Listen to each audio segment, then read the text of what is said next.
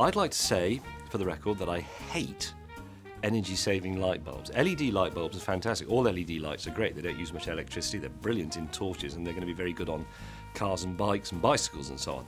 But the fluorescent energy-saving ones that look like a series of sort of bendy tubes, they're rubbish because you put them in the bedside light and you think, oh, I'll get into bed and I'll read my book for a bit, and you turn it on and you just get this sort of faintly yellow urinary glow for what seems like about 3/4 of an hour before it's actually bright enough to read your book, and by then you've fallen asleep. So actually they're causing me to be less well informed.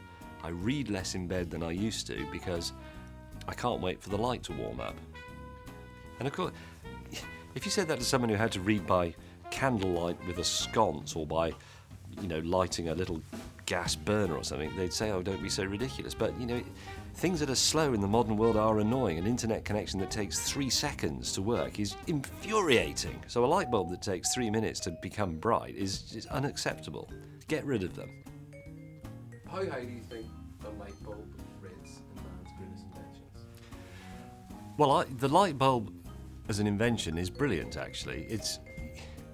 Although in itself the light bulb was almost a standalone invention, we did have light before that, because apart from obviously gas lights and blazing torches held by Romans and so on, we did have things like electric arc lighting, but that couldn't really be used in the home. It was too complicated and too expensive, and actually consumed a vast amount of electricity.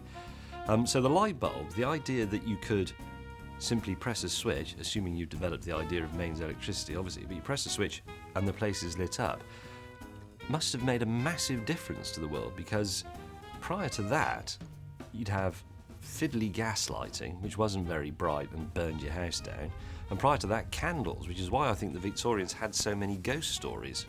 Very occasionally, when there is a power cut, you go into, especially an old building that doesn't have particularly big windows, and you walk around with a candle, if you haven't got a torch, and there could be somebody standing an arm's length away or so, and you wouldn't know they were there. So, stories of murderers, spirits, the restless dead, and Jacob Marley walking the earth with chains and all that. I can see how that grew up in an era with no easily made artificial light.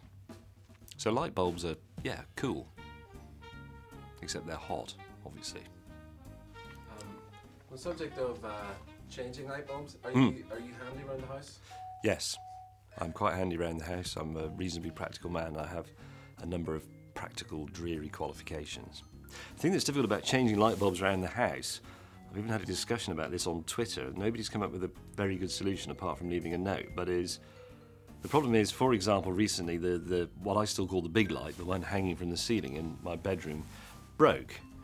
And my other half said to me, she said, oh, change the light bulb. You'll have to change the light bulb tomorrow. It's broken. I said, yeah. But of course in the daylight you forget because you don't turn it on because it's not dark. And then by the time it gets to night, you press the switch, you think, oh no, the light bulb's broken. Well, I can't change it because it's dark. I can't see. So how do you... We need a mechanism whereby there's half an hour of selective darkness in the middle of the day to remind you to change broken light bulbs before it gets to night time. Or write it on a piece of paper and stick it on the door. But you don't do that, do you, when it's time to go to bed? You think, oh, the light bulb's broke, I'll mend it in the morning. But you don't.